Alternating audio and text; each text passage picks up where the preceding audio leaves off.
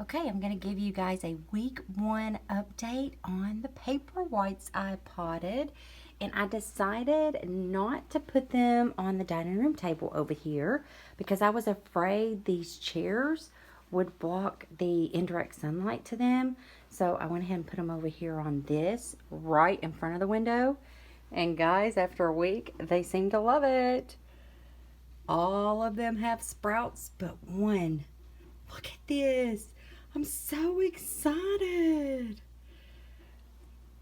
I've been keeping the soil moist.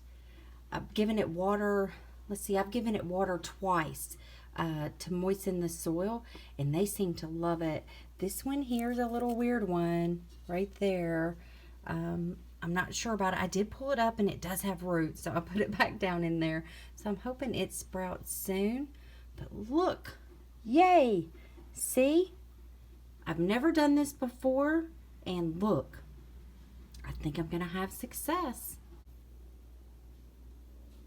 Okay, and then I also brought in my plants from the breezeway.